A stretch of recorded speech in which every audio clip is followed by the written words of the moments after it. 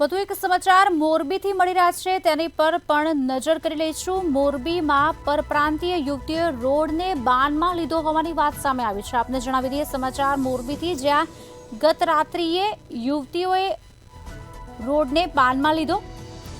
રિક્ષામાં તોડફોડ કરી શનાળા રોડ પર ધમાલ મચાવી હતી, ત્યારે બંને યુવતીઓએ જાહેરમાં જ અપશબ્દો વરસાવ્યા છે। હંગામાને પગલે હોટલ નજીક ટ્રાફિક જામના દ્રશ્યો પણ સર્જાયા।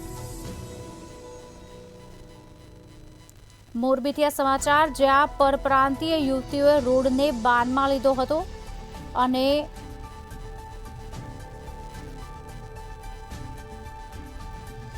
રિક્ષામાં તોડફોડ કરીને ધમાલ પણ મચાવી હતી।